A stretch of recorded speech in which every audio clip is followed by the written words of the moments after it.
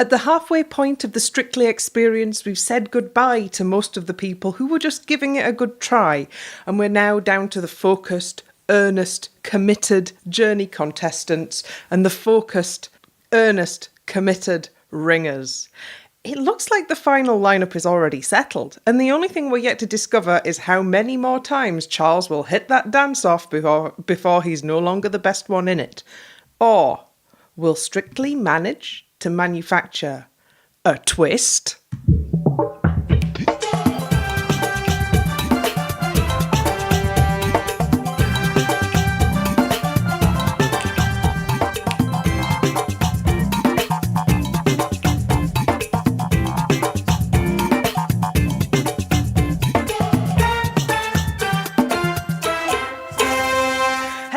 And welcome to the Keep Dancing podcast. I'm Ellie and I'm your host. Tonight I'm joined by Elliot, Anne and Emily. We're your 100% unofficial, unexpurgated and hopped up on painkillers source of Strictly Come Dancing analysis and opinions. We aren't neutral, we aren't always polite, but we are outside sadly waving sparklers in the damp November air. If you'd like to get in touch with us, email us at keepdancingpodcast@gmail.com or follow us on Twitter and Instagram at @keepdancingpod. We'd love to hear from you, and let's say we'll have a questions episode to get warmed up for Blackpool. We've got Keep Dancing podcast badges for good questions. We're also all over all of the social media platforms, YouTube, Spotify, Stitcher, Podbean, and we've got a website at keepdancingpodcast.com. If you enjoy listening to us, please tell your friends about the podcast, whether they watch Strictly or not, to be honest. Hi everybody, we're halfway through and everybody's starting to get a little bit broken. Just a little bit. This episode was brought to you by anti-inflammatories. Woohoo! And sheer willpower. Dr. Theatre is very much needed. It is always the same about this point in the series, though, that the injuries start cropping up. People start losing days of training to ribs, hips, ankles, hands. Sanity. Yes. Yes, well. It's a tough old business. Before we dive into the reviews, has anybody got any overall thoughts on this weird episode? Because of the way the calendar's fallen, we've got this weird week between Halloween and the episode where they're doing the Remembrance Sunday stuff. But also, they can't make it too sombre. Yeah, the poppies are on, but they're not full remembrancing. The only thing I remember from this episode was me going at the end, where was the wow moment? Week 7 we had a wow moment and I didn't have it, which was sad. Because this is the point, at the halfway point, this is when we really start to see something really extraordinary and explosive, and it didn't happen last night, I feel. I feel it was all a bit safe. Yeah. There was a lot of moment was looking at Kate Silverton's face and thinking, I wonder what that studio looks like under that amount of painkillers. Right, let's do some dance reviews. Here we go.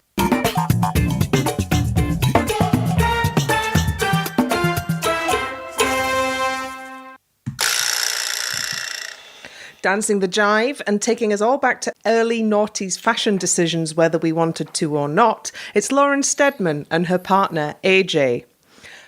Lauren was maybe 2 or 3 years old when Avril Lavigne's career started, right? Yeah. Well, she's my age. So old. What are your childhood memories of Avril Lavigne, Elliot? That song. More than anything. Do you not remember Skater Boy, or were you? Oh no, I remember Skater Skater Boy. Yeah, I get those two confused. Girlfriend was when she came back after being away for a few years, wasn't it? Because she had her early naughty phase, then she vanished, and then she came back with this. Well, if you delve into the depths of the internet, that's when she died. Oh yes. Yes. Oh yes, there's more than one Avril Lavigne in a sort of a low-cost millennial reboot of the Paul is Dead Beatles conspiracy theory. There are now 2 Avril Lavignes. There's also 2 Andrew WKs. We're also going a heck of a long way around the houses to avoid talking about this alleged jive. Your Honour, this alleged jive was carried out in a skate park much against Lauren's will, and also good grief. Can we quickly just talk about when AJ's like, our song is our staging is a skate park, so I brought you here to get in the mood, and her face is like, why in all that is holy are we sat in a skate park? Why am I here? And she's like, what AJ, what are we doing? Like, seriously? She's over the stupid VTs. You can see it.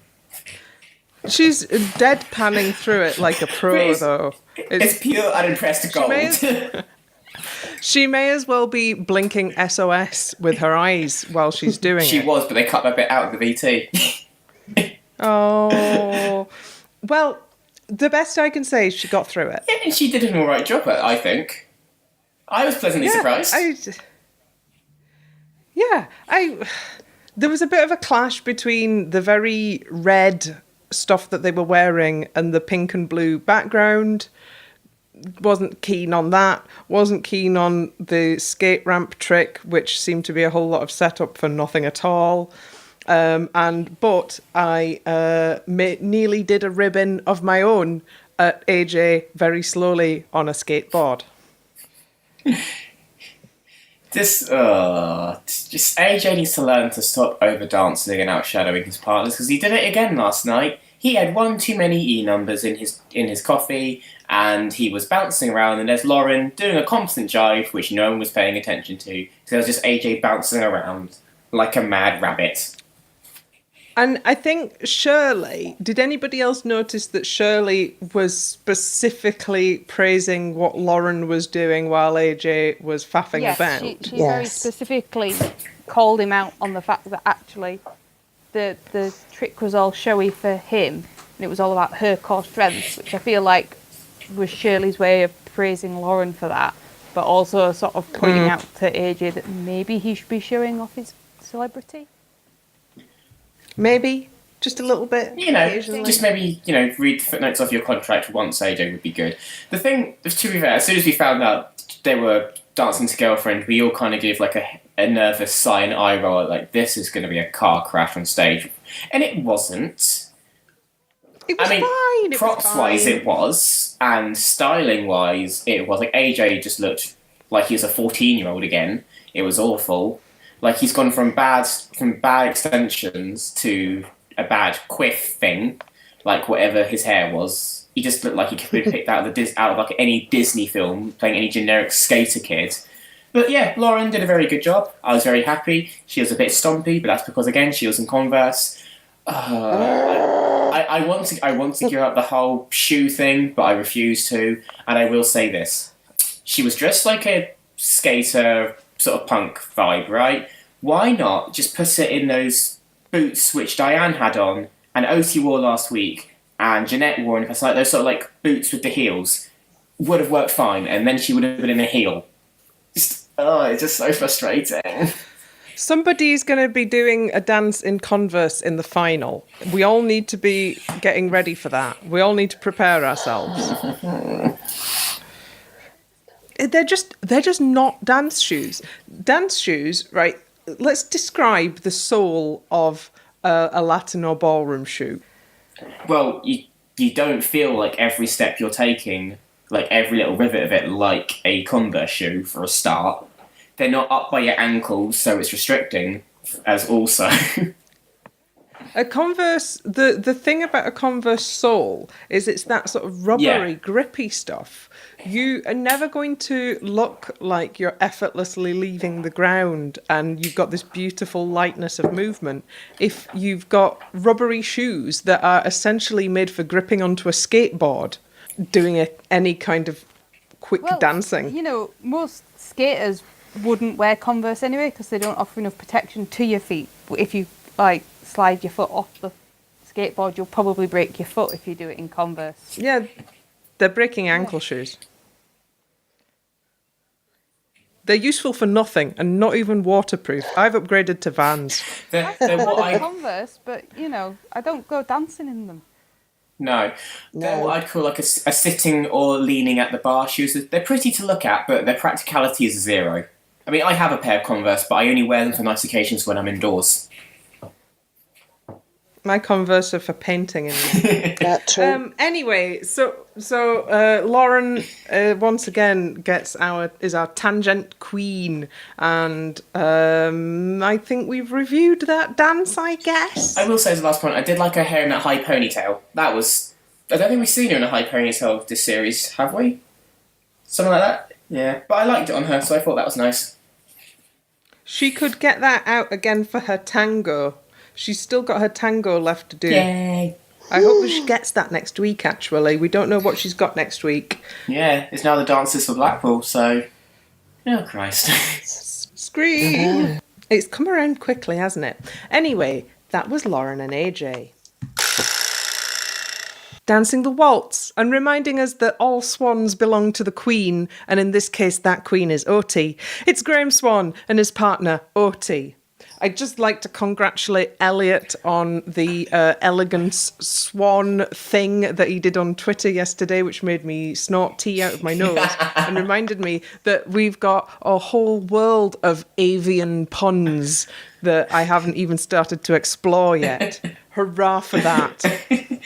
Thank you, and I'm sorry about the tea incident. Emily. It's got to be egret to get some avian puns in there, hasn't it? Egret? It's a type of bird, Eleanor. All right. I didn't get the pun, though. Easy, egret. It was a bit of a reach, I'm Right, afraid. I'm not a queen of punning. So, Eurovision alumnus Engelbert Humperdinck, in his sort of 60s heyday, with a deeply sentimental song, with a deeply sentimental connection for Graham, and Oti has pulled out a deeply sentimental, very pretty, very emotional waltz. What did we think? It was cute. Any advances on cute? Classy? See? Yeah, it was a I lovely. think, like, understated. It conveyed the required emotion without being too saccharine. And yeah, it looked like a really... It struck me as a good point in the series to reintroduce serious Graham. Because we've had a bit of wacky Graham, Spider-Man and all of that. So it was nice to reintroduce serious Graham. He can do it, can't he?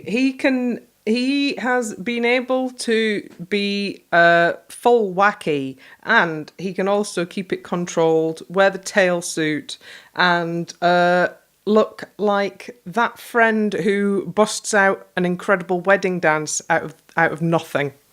You didn't even know they were taking lessons. Yeah, this was actually really nice, and it was nice to see him in hold again and do something elegant and classy, as we said. And also, I would happily, wear Oti's dress around the house because she looked gorgeous as well. Even for Oti, that was stunning. Yes, it was a nice week for the stringing bugle bead around the bodice. It was very, very pretty. It gives a really beautiful effect. I was very, very, very in favour of that. Sort of opalescent. I really like this dance. I kind of want to kind of further the point of it was a really good time for a serious Graham. I think it was about time after a week of Halloween we actually got back into some proper dancing, and this felt like a proper dance except for the gazebo. Yeah, I just wanted him to kind of lift his head up and lift his eyes up, because I think he just... I guess if... I know when I'm dancing, I'm always looking at the floor and always looking at my feet because I just don't have the confidence to just know that my feet are going to go in the right place. And I feel that he's starting to lead now, and he doesn't need to look at the floor and he doesn't need to look at his feet. And I think that just chin up would just give him a bit of kind of command almost. When you're leading, you're supposed to be looking where you're going, Yes. right? Because when I'm following John, I may as well have my eyes closed. I'm just staring off into the middle distance because I'm assuming that he's looking where we're going. Yes.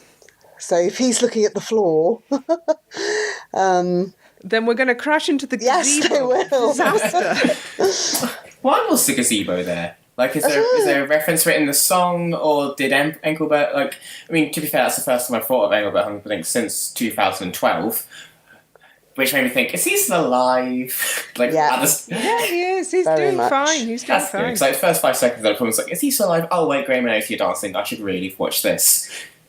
The last waltz with you in the Gazebo of Doom. Yeah, At so... least they actually used their medium-sized prop. Yes, that is true. They did actually do a little bit of a dramatic scene in it, not just regard it as a sort of inconvenient illusion. Which we'll get onto, I'm sure. And yes, I'm sure we'll come to that. But for now, that's Graham and Otie keeping up the good work, marching on, hopefully to Blackpool. He didn't say what he's got next week, did he? No. Let's have a look at what it could be. It could be a salsa, a samba. Has he done the jive yet? He's done a Oh, he has, samba wait, already. It could be a salsa, rumba, paso, Argentine tango, couple's choice. Now, I feel like Otie is just not going to have a lot of patience for couple's choice. It just... I mean, she could prove us wrong, but I feel like we might just not get to see Graham's couple's choice. I mean, is that a bad thing? Because It's not. I think we're more likely to see a rumba than a couple's choice. yeah, because we haven't had a male rumba yet, so maybe that'll be it. And then they'll probably do like a salsa for Blackpool. The rumba is a hard dance for the male celebrities. Just to get that out there early. It's a hard dance, yes. Oh, hang on. I'm just on the dance card, greying out poor Dr. Randra's column. Oh. Oh. Won't anybody think of the children?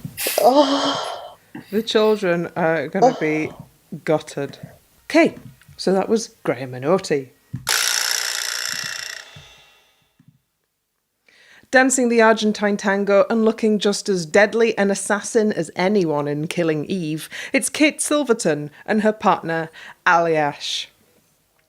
So glad she got the first one because she is marvellous. I'm losing my words. Somebody else start on Kate. She was high as a kite. Yes. Poor mess. Everyone else was on the floor, and she was on this magical cloud somewhere. Bless her. But I did watch her Instagram. We've all Emily? turned up to the pub to meet our friends, and we've had a couple of drinks at home, and then you have the sudden crashing realisation of you're the least sober person there. And you have to try and hold it together, and that is clearly what she was doing. But you're also on live TV. Yeah. I thought she did very well. At least she went on Instagram on the laughing gas. You know, that is content. That is quality content, Kate. Yeah, that yes. made me laugh for a good while, like her just giggling into this laughing gas thing. In fact, she went, this is great as well, by the way. Also, how's Aliash not done an Argentine tango until this weekend? I know, that seems really... He's won the show! How's he avoided it? By being tall, I think. Like, they always say that the Charleston and the Argentine tango are really good for shorter couples, and Aliash always gets somebody tall, so he'll have been putting it off and putting it off and putting it off. And now he says it's one of his favourite But dances. yeah, it is Yeah. good. Like, the Argentine tango is fun.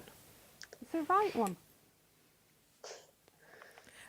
A slightly weird costuming choice, again, from the sort of the point of view of making sure that they look like a matched pair. Aliash in sort of expensive wallpaper couture and Kate in that really fetching sky blue again. I think that was partly due to that being the week in between Halloween and Remembrance, though. Because they normally go for reds for the Argentine tango and blacks, but they'll be doing lots of that next week because it'll be Remembrance. And then they can't go too far down like the teal greens or even hot orangey colours with the blacks because that's too Halloweeny. So I think they just went the opposite way. Yeah, considering Talisa did say it was a producer's request Kate was in that colour, I think that was them saying we need to find a middle ground somehow. Yeah, but it just that Aliash didn't look like her No. partner. No. At all. It looked like he'd been subbed in at the last minute, which is not really No. a good look. I do It was think like- having... Oh, I was going to say, it was like somebody had spilt something on whatever he was wearing, and they thought, let's get him in something quick. And that was like the nearest thing they found. And they was like, oh, it doesn't quite work, but... A lovely roll of wine-coloured flock wallpaper. Yes. 60 quid a roll. 60 quid a roll that was.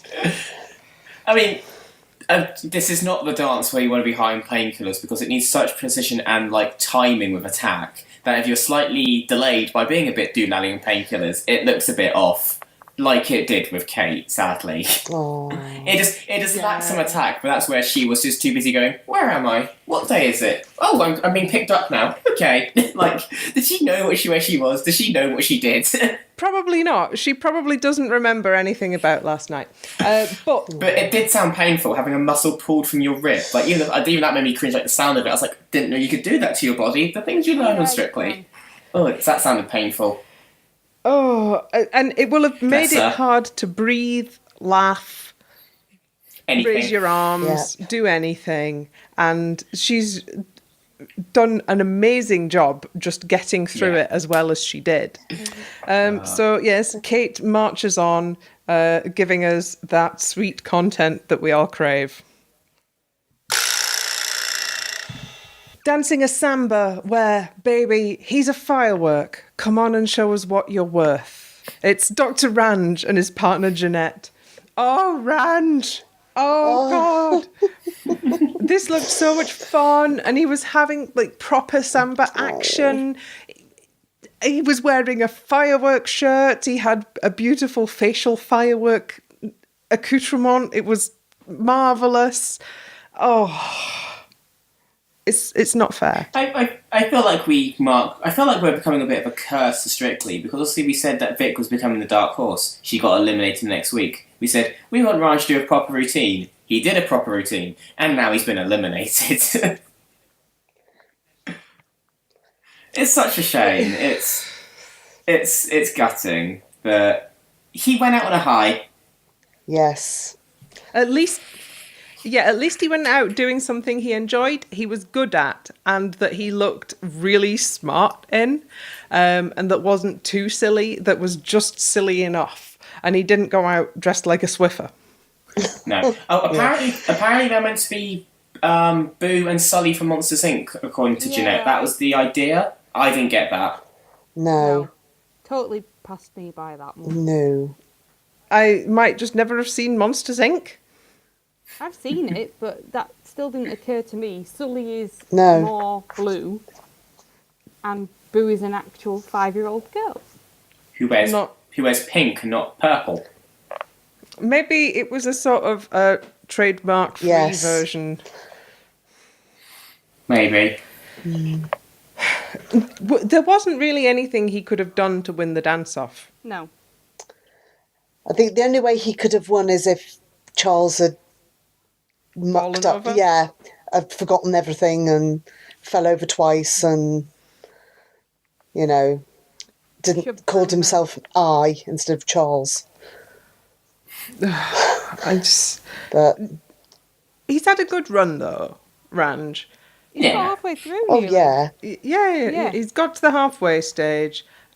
I'm a bit like, where was he on the leaderboard? Was he in that sort of medium zone where everybody will have assumed that he was sick? he was like third or fourth bottom. I think the bottom two were Kate and Danny. were Kate and Danny, and I think the next two up were Charles and Dr. Ranj. Not sure which order though, but they did say in the dance-off there was 1 point between them on the leaderboard, so it was really close anyway.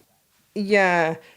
So some of Dr. Ranj's vote might have gone into saving Danny and Kate then this week. I think Yeah, so. quite possibly.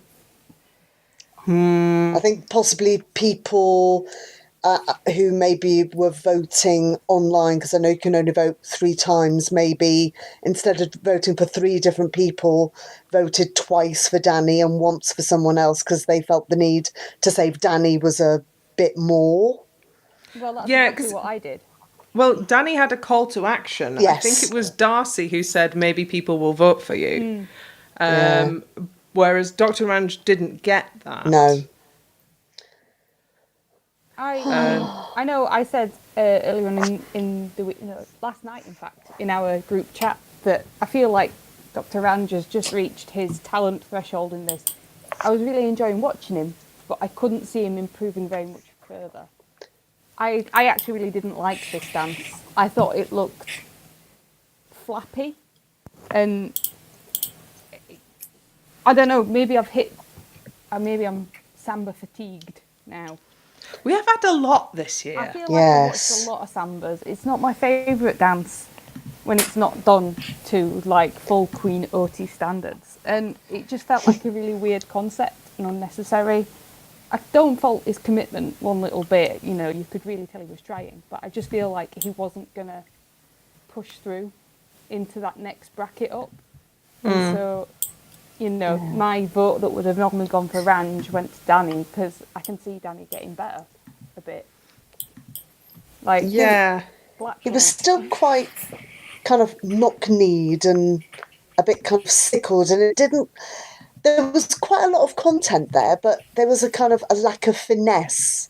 And that seemed to kind of filter through a lot of people's dances. There was a lot of will behind what they were doing, but no actual kind of follow-through. Yeah, that's a good way of describing it. It feels like even though there is this sort of constant escalation in training hours, it doesn't necessarily feel like they're spending a lot of time on basic technique. It feels like they're spending time filling it with steps and just getting them through the steps rather than drilling on specifically what you do with your feet or the fine points of your frame. It feels like the training balance is thrown off by this demand to have advanced content in there in earlier and earlier weeks. And especially if you're doing one dance one week which doesn't correlate in any way to a dance you do the next week, you're going to just focus on getting the choreography rather than this is where your foot goes, or this is how your knee should look, or, you know, this is where you place your arm. You're not going to focus on that. You're just going to get it like, and especially if you're not used to learning choreography and it takes you ages to learn it in the first place, again, you're just going to focus on that rather than how you do it. My little boy gave Dr. Range a 10 though. Oh, He did. I asked him, what would you give it? And he goes, 10. What? The children are just going to be Yeah. not watching next week. The children are like, what? Yeah. Strictly. I think I'm going to bottle the conversation with Marcus tomorrow and just make him watch It Takes Two and just blame it all on Zoe Ball. Zoe made him leave, Marcus. Nothing to do with me. Parenting techniques. Dodging Yes. the question. Yes. Yeah. There was things I liked in doing like this routine. Like you could see there was more figures in there. There was less of a concept and less of an outfit he was hid behind. But yeah, it's like here are the steps, but they didn't like work on the steps either. Like I think it's because we have this idea and this concept we want you to do. They don't have time to work on that because they've got to work on like where they are in relation to the floor and the cameras and everything. And the whatever medium-sized prop that they've got. Yeah, like I did really like the Catherine wheel thing, where he was doing the floor spin with Jeanette over the top of the Catherine wheel projection. I thought that was pretty cute.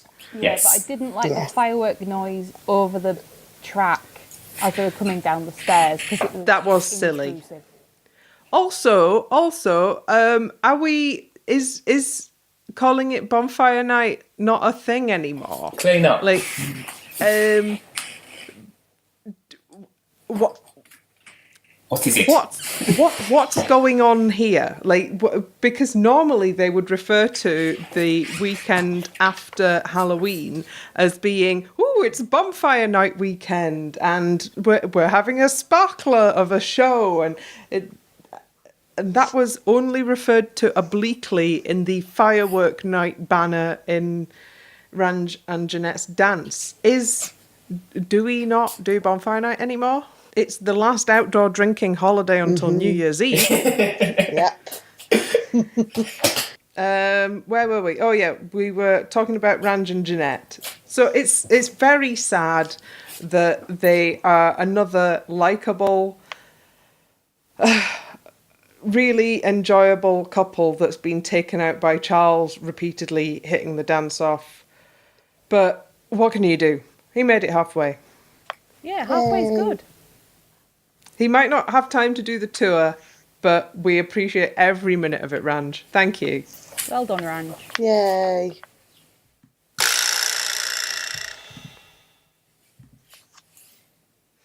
Dancing the couple's choice street commercial and following up on last week's attack of the Cybermen with Angels in Manhattan, it's Stacey Dooley and her partner, Kevin.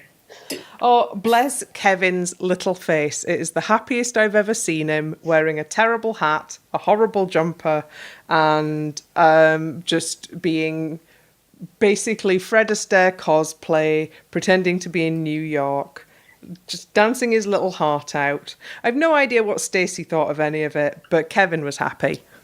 It didn't make sense. No. No. What was the story? I don't know, because her hairstyle was one sort of like era of time, but her outfit felt like another, and that he wasn't dressed to match her. The hair and the outfit match. That was fine. That was like, it was late 30s, 40s. Yeah, they were late 30s. It was sort of like casual day wear. If you were meeting up to drink hot chocolate in Central Park, but in a movie, that might be what you would wear. Yeah. Although you probably wouldn't wear fully sequined trousers. They'd probably be something nice in satin. Oh, maybe like a crepe, I think. Well, yeah, a crepe, but to get the flow. Yeah. I mean, Stacey looked like a spare part, like in her face as well. She wasn't behind Kevin or missing a beat, but her face was always, "What's coming next? I'm not fully sure. Is Kevin there? Okay, he's got my arm. We're about to go into a lift." Like, you could see her thinking through it, which is the first time in a few. Yeah, she was another one.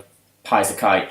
But it's the first in a few weeks where I haven't loved their performance. Like, I've raved and raved and raved about how great Stacey and Kevin have been the last few weeks. But this one just kind of left a bit like, I think it was good.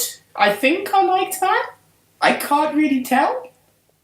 I felt like we were seeing an excerpt from Kevin's dance theatre show that he's going to do in a couple of years, rather than we were seeing a Strictly routine. Yeah, it was just weird. Street commercial and then to Empire State. Like, everything about this leading up to the week was making me go, what? And as I put on Twitter, I just put, please don't be awful. And it wasn't. So we can be grateful of that. No, it wasn't awful. It wasn't embarrassing. I was like really prepared to be experiencing some serious secondhand embarrassment. But it was like on Bake Off, where they combine a bunch of different delicious ingredients, but it does not form a balanced whole. Like, you've got chocolate and cherry and maple syrup and pistachios, and they're all great individually, but you can't put them all together. That doesn't make a cake. Not a good one, at least. Yeah, it's just like the typical Kevin line where it's like, you only need to use one of these ideas, not all five. One would work, not five. So I know that Stacey really likes Alicia Keys, but does Stacey have a long-standing passion for the 1930s? Does Stacey enjoy weekends in New York? What has it got to do? Like, I still don't feel like I know Stacey. No. I still feel like like we've been saying that AJ is outdancing Lauren and that Graziano outdanced Vic and sort of served her particularly poorly with the choreography. But I think that Kevin and Stacey have got another version of this going on where his artistic vision is so strong that Stacey's sinking beneath it. She's contributing, she's learning to dance really well, she's telling the stories, but they're not her story. Yeah, so like even in her VT, you know, we have said the Couple's Choice VT is just basically tell us your sob story. It was all centered around her work and not her. Well, that kind of is her, and it would have been very crass, actually, if they'd have done a contemporary routine about her tiptoeing through a war zone or something. That would have definitely been crass. But I feel like there is a way to have told us a story about Stacey using Couple's Choice. And they didn't. Which is annoying, because it was good. But I have just no idea what it's got to do with anything. No. Yeah. I just feel like this episode was sponsored by too much faffing about. It wasn't actually that faffy an episode. It was just that it was the faffing was badly chosen. It was very noticeable faffing. All right, okay. Anne, have you got anything on Stacey and Kevin? I mean, I quite enjoyed their choreography. I thought what they did was kind of really well done. However, I felt that her styling actually emphasised the bits she couldn't do very well. So there were lots of kind of inward shoulder things and kind of extending her arms out. And you could actually tell when she was doing that, she wasn't actually moving very far. So you kind of felt like, I mean, obviously she was injured and maybe she didn't want to move certain parts of her body to their extremes, but it just felt a little bit like, oh, it just needed a bit more kind of bit more pressure, a bit more kind of isolations. I mean, it wasn't bad. Again, it just wasn't bad, but it just wasn't brilliant. And I agree. I still really don't know who Stacey is. I don't know what kind of dancer Stacey wants to be. I don't want her to be some kind of pawn in the kind of Kevin story. It just doesn't feel like Stacey's got a lot of choice about what kind of dancer she is. It'd be hard. I'd just like it, you know, maybe just for Kevin to look at what he's got, because she's a really competent dancer, and maybe if he worked with her on something, then we might get a little bit closer to who she is, rather than pushing the Kevin envelope. He's got a lot of ideas, but I would like 1 week to see an idea of Stacey's combined with an idea of Kevin's. Yeah. Or supported by an idea of Kevin's. I want to see something personal from Stacey.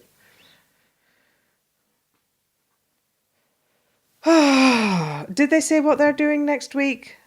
They didn't. But maybe they're back in ballroom. Who knows? Oh dear. I mean, they've got the waltz, the Viennese waltz left. They've not done a Charleston.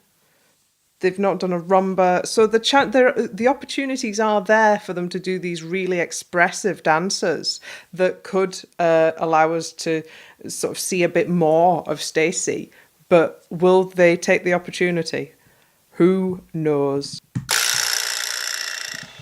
Dancing the Quickstep and getting off on the good foot, but sadly also the wrong foot, it's Danny John Jules and his partner, Amy. This would have been one of the best quick steps of the series if it had gone right. This looked like it was going to be absolutely stellar.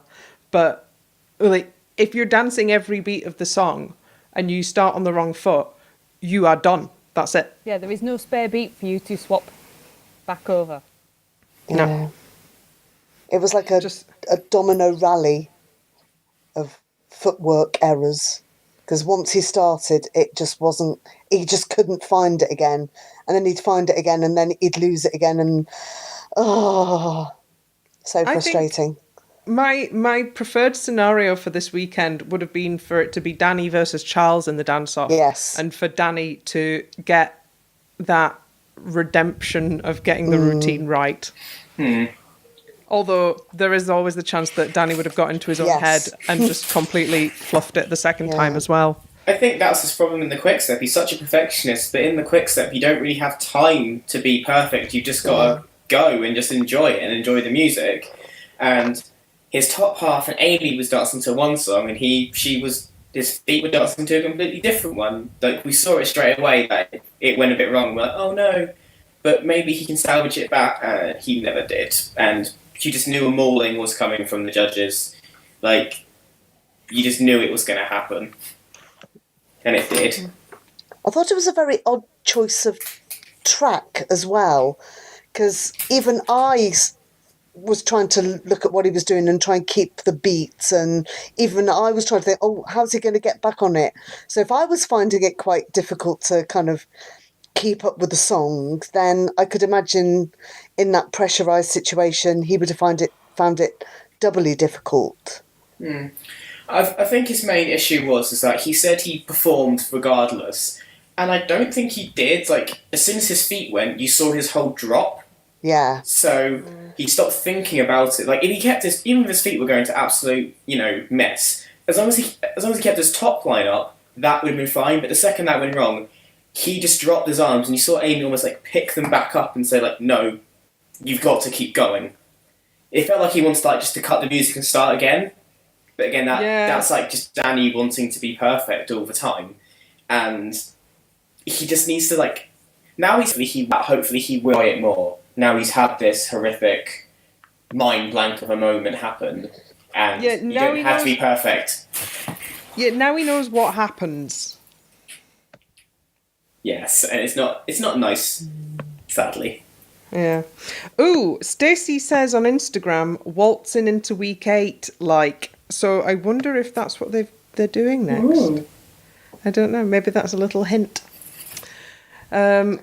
Interesting. I am kind of disappointed that we're just not going to get to see that dance again, and not going to see that dance done properly ever. Unless some rehearsal footage makes it out, which I would like to see it, please. But he's not going to make the final. We're not going to see that dance. How maddening. That is maddening. Unless he goes on the tour. Yes. Oh, that's true. That's true. I don't know, but do you think that he would be able to keep his head together for the tour? Yeah. I would book him. Yeah, I would book him. I'd book him. Maybe it's just the fact that it's live TV that seems to be getting to him. As soon as he's on stage, he'll be fine, darling, fine. I thought it was excellent that they were straight into the dance, no faffing about. I can hear Len's voice through you. I can hear the ghost of Len Goodman. Sorry, he's not passed, actually. Dead, He's not dead, he's just retired. I can hear Len Goodman's voice going, too much faffing about. I really do hate the faffing about, though. But Emily, they faff about. I know. It's a thing. It's a thing now. You don't like it where they're faffing about in a way that just means they have to dance for 5 fewer seconds. Maybe if they'd had more faffing about, he wouldn't have got wrong. Yeah, if they'd have had a 2-second section in the middle where they do a little bit of faffing about business, like a breather, they could have got back on the right foot. Sensible, tactical faffing about. That's not just flapping about with your hands across a table for no apparent reason. Oh, shading nobody in particular, Kevin. No comment.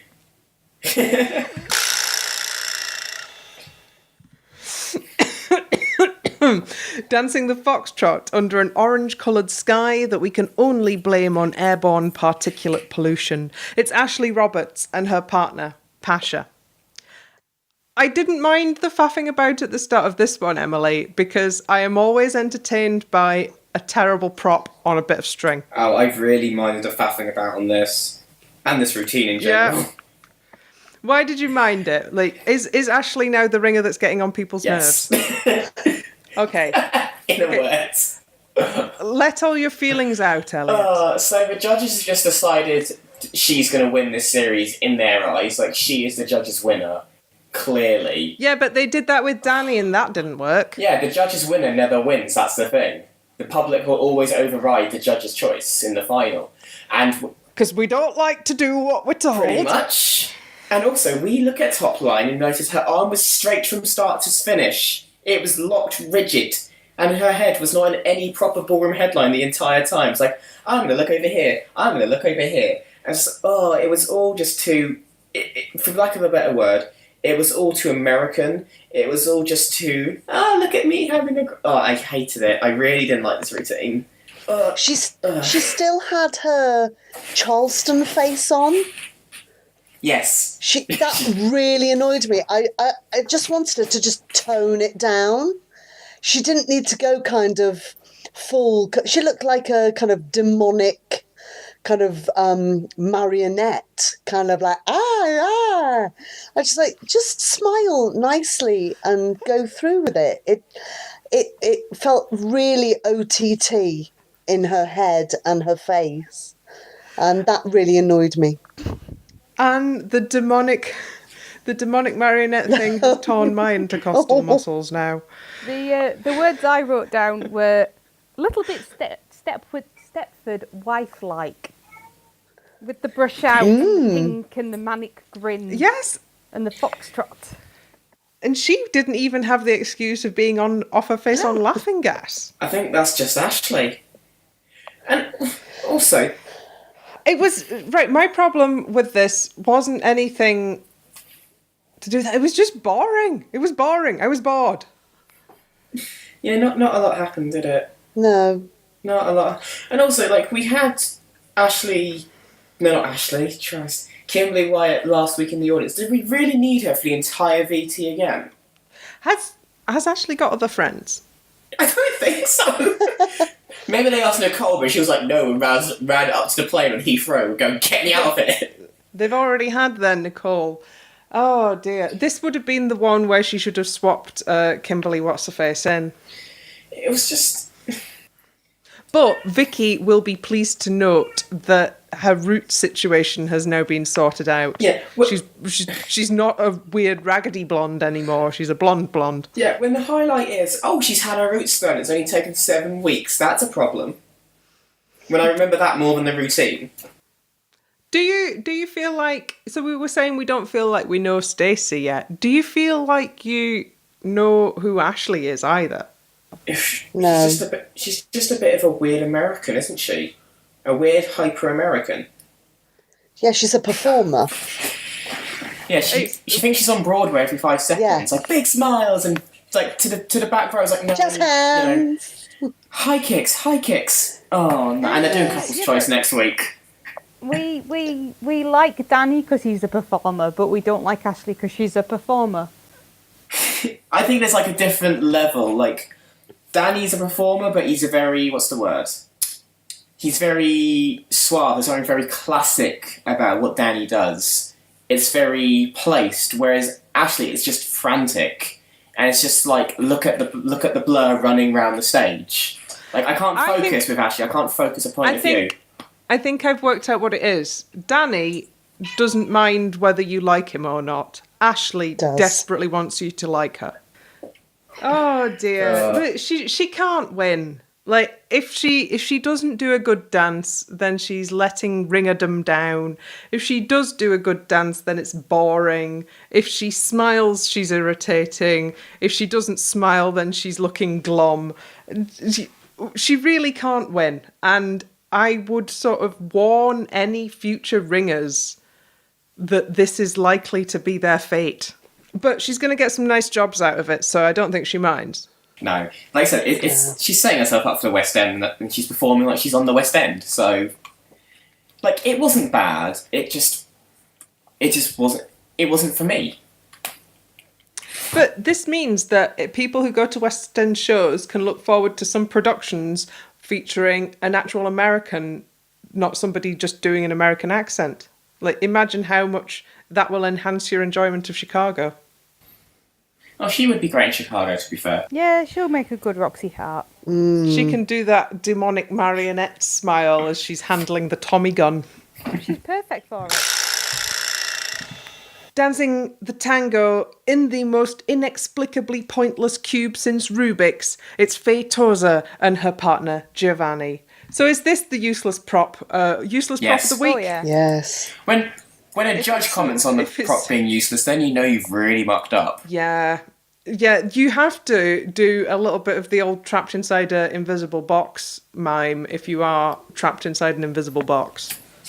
A visible box at that. It was also the same lighting prop that... oh my gosh, I've forgotten her name. Lovely Australian Eurovision representative this year. Jessica Malboy. Yeah, it was the same lighting prop that Jessica Mauboy had in her video for We Got Love. So, therefore, cursed. What I would say is, when you're using a cube prop like that, because at first I thought it was going to be like Louise Redknapp's Rumba, where they used the lighting as in a circle to give it a restricted dance floor, so that they had to travel less on the dance floor. And I thought they were going to use it like that and keep it really within the confines of the cube, but then I realised the cube was right up the top end of the dance floor and they were going to have to come out and travel. So it was just... It would have been nice to see them sort of stop at the cube and then do some of the leans and pivots sort of over it, sort of really marking it, breaking through. Breaking and then through. Sort of, and the final bit as a sort of a climactic moment to be able to break through it and do their promenade. But yeah, they didn't really do that. I mean, I know in the VT she was saying, or Faye was saying, oh, this song, this dance is really fast, blah, blah, blah. And then we cut to it, and it's a flippin' jive she was dancing a tango to. Call Me is a jive, not a tango. Yeah, I mean, poor woman. What Blondie song should you tango to if you're tangoing to Blondie? Or 11:59 off of Parallel Lines. One Way or Another, I'm sure that's already been on it. One Way or Another. Oh, Kelly and Kevin did a jive to it, which I would argue, it's the wrong way round. Call Me is the jive and One Way or Another is the tango. Anyway, yes, also, I didn't think the big tulle skirt did much for the sharpness of the tango. I think a long satin skirt with a slit would have been more apposite, really. You would have got more swish. I didn't feel like I could see what her legs were doing, and she was doing sort of a bunch of leg extensions and precision moves that were just lost under the tulle. The top half was nice, though. Lovely. A bit racy for Faye from Steps, but, she's choosing to use this as an opportunity to sort of re-swizzle her personality and her sort of public frontage. That sounds terribly wrong. Well. A public frontage. So more power to her. Are we done on Claire? Not Claire. A Freudian slip. Are we done on X from Steps? I think hopefully this will stop the stupid props, because the fact when Craig called out and said it would have got a 10 otherwise, I think is quite a damning review of how stupid a prop can be. And let that be an end to it, Craig says. Dancing a Viennese waltz and only drinking in pubs that have the same name as Charles Venn. It's Charles Venn and Charles Venn's partner, Karen. What actually happened in this dance? He left his pint unattended and, given that he would have been drinking in London, cost himself about £5. Yeah. At least. Especially if it was craft ale, he probably cost himself £6 or £7. The pub was not required. No. No, it wasn't really. Because he wasn't even like... Because they said it was an Irish pub and he wasn't even like being the man at the piano in the Irish pub. I don't think an Irish pub would have been called King Charles. Just, No. Well, just, no, hit, from a just historical hitting point you of with a view. bit of the history there. Nuh-uh. It's as likely as calling it the Cromwell. E by gum. But yeah, you could have done that whole routine without any kind of pub framing. It was just unnecessary. Yes. I feel like that might have been the pub theming might have been what Sean and Katya's Viennese was supposed to be, but then that would have had to be like swiftly chucked and somebody else got it because they'd already made the pub frontage. Frontage. This episode is brought to you by the word frontage. It would. I mean, the ratings would have been superb if they'd have let Sean and Katya do that Viennese. Lol. But they didn't. But they didn't. They gave it to Charles and Karen and said, and you know, it was perfectly fine. It was perfectly competent. It did not move me. And you can't dance to Piano Man and not have a visible piano. It's cheating. It's unsatisfying. It's sort of being lyrically tone deaf, isn't it? Oh, we're going to take this song about a man playing a piano, but haha, there's no piano. He's getting a lot better. Yeah. Like, he is getting noticeably better, but he's spoilt it. He's spoilt his public vote by being a big head. If he'd have not done that, because now, if he's being humble, then we're all going to go, oh, look, he's being humble. I feel not like believe it. celebrating the 28 as if they got a 40 did not endear him to the public vote there. Yeah, No. is his arc going to be 25? Is that literally all these? Yes. That's literally it. It's 25. It's just. I think my main issue with this was the Viennese, even the first time around, was that it was very skippy. And also, and as I put like on Twitter, Viennese is very flat dance. There's not much rise and fall in it. And he did correct that the second time round. So as much as I don't want to praise him, he did do better the second time around. I just find the pair of them like a bit snobbish at times, like in their own right. So them together has just been an absolute, catastrophe of bravado and annoyance. Mm-hmm. And I want to like him, but the fact that we're now going to endure a fourth dance-off, probably next to weaker Charles, is just a bit too much. The other thing is that the more he's in the dance-off, the more he will keep telling us how much he believes in himself, and it's a little bit wearing. Yeah. Yeah. It's starting to make me feel slightly ill when he does it now. Oh. Well, and it's bad because he is getting better, and I just feel like he got off on the wrong foot with us all, and now we can't unsee it. Yeah. I don't even feel like we've had a lot of wackiness from Karen. Like, Karen can normally be counted on to give us a bit of fun and everything, but it's all been very self-serious from her this year, and just about, being fierce, being in the zone, being Team 12 pack, and give it a rest. Yeah, enjoy yourselves. Yeah. Have a bit of fun. Anyway. Ugh. Dancing the Paso Doble to Pompeii and avoiding being caught in the pyroclastic flow emanating from Mount Revel Horwood. It's Joe Sugg and his partner Diane in just frocks, and 800 safety pins Diane was wearing. 800. Yeah. 800. Wow. I wonder how many times they've just stabbed themselves with that, because safety pins hurt. Oh, they're just so good. They're just so good.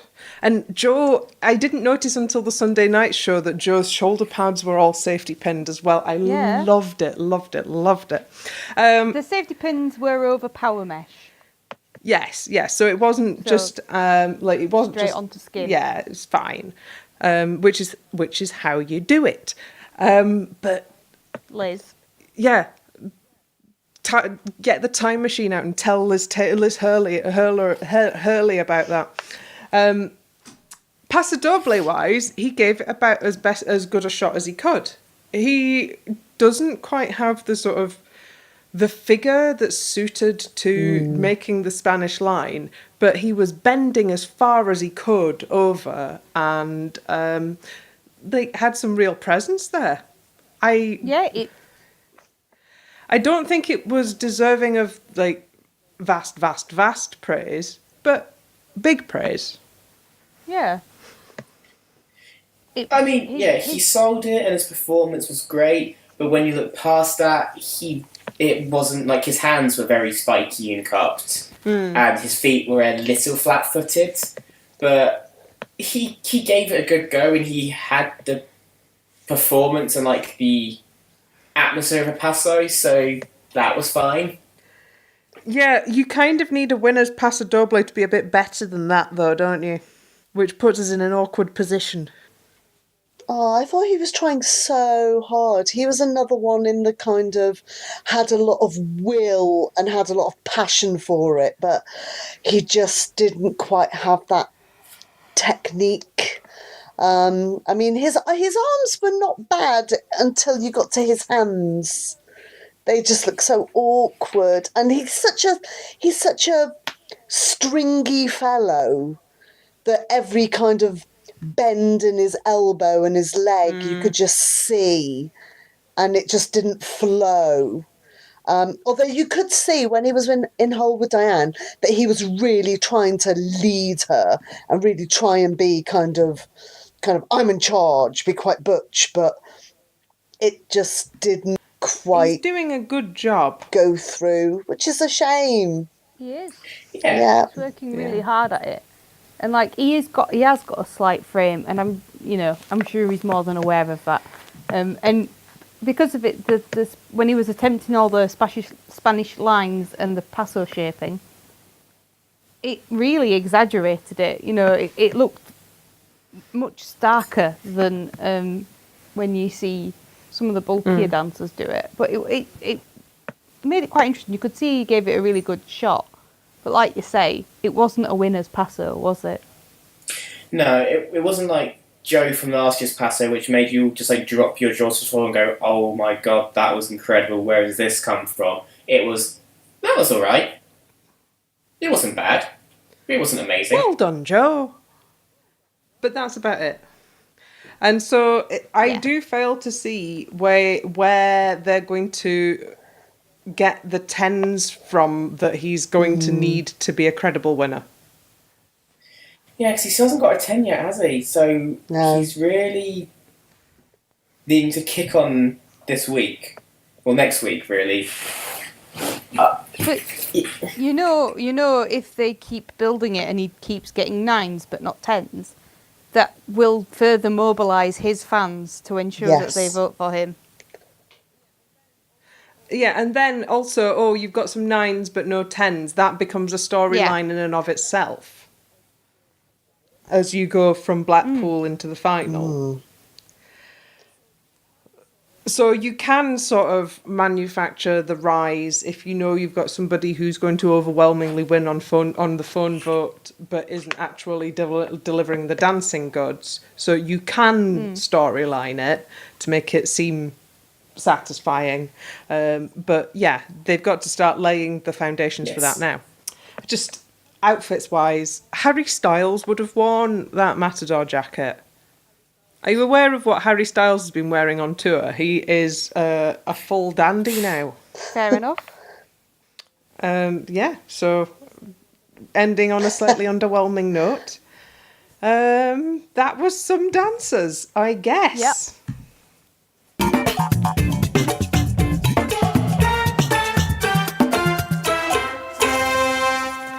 Before we go and we do all the admin, I just want to talk about the Aretha Franklin routine, because I thought that was absolutely smashing. Oh, it was excellent. Loved it. Great number. I especially liked the really saturated colours of the frocks that all of the female pros were wearing. They were amazing. Yeah, if DSI are thinking about doing a sort of a diffusion fashion line, you basically only need to do those, and that will provide enough capital to do something fancier next year. Just do those. They were great. I would take one in every colour. I would hang them on my wall like a rainbow. Even though I can't wear yellow. I really liked the tomatoey red. The really, really tomatoey red was superb, and the bright green. Yeah, the bright green. I really liked the purple as well. Yeah, Yeah. they were great, and you know, versatile if you have the floor length version and the shorts version. Yes, it was nice to see a bit of the old Bucks Fizz action on a Sunday night. Yes. Yeah. Oh, just Johannes was great. Yeah. In that routine, he stole the show. As soon as he came on, I didn't take my eyes off him. I just thought he was amazing. He really needs to get a celebrity next year. He does. It's ridiculous that he doesn't have one this year. Well, I want him as a celebrity. He's just so sassy. It's just fabulous. Just think how good value he would be in the training VTs, and how much fun he would be on It Takes Two, especially if he got a celebrity who was also quite sassy. In fact, imagine if Johannes was dancing with Vic instead. Oh. Sass factor off the scale. But yes, so that was a really nice pro routine on the Sunday night, and it was choreographed by Trent, who we were saying was doing the puppeteering for Ranj and Jeanette's routine last week. And this, I think, is more suitable for a skill level, doing the choreography for a nice Sunday night pro routine. Good grief. We were lacking a dance of the night. I don't think there was a big single wow moment for everybody. But let's do frock of the week, because I think we might find some agreement there. Elliot. OT, hands down, no question. Loved it. Emily. OT, hands down, no question. Anne. I thought OT looked brilliant. I loved her in that yellow dress when in the Aretha number. I thought she looked amazing but OT did look amazing. So 3 OTs. So I could vote for anybody. Okay, I'll go Diane for the amazing 800 safety pin look, but that does seem to me like OT Mabuse is this week's frock of the week. Hooray! Hey. So any I have a quick thing to do. Emily. I was having a chat to one of my ex-colleagues, and it turns out her son Dylan is an avid listener this year. So I just wanted to say, hi Dylan, keep going. Hi Dylan. Hey. Hi. We should also probably say hi to various people who've been doing lots of interacting with us on the social media. There's James, who's always in there in the replies. There's Katie, who leaves us lovely comments on SoundCloud. Erin as well. Big hi to everybody out there. Hi everyone. And Hello, thank you. Yes, thank you. And with that, I guess we'll say good night. Good night, Elliot. Night, night. Good night, Emily. Night. Good night, Anne. Good night. And good night from me, Ellie. Keep dancing.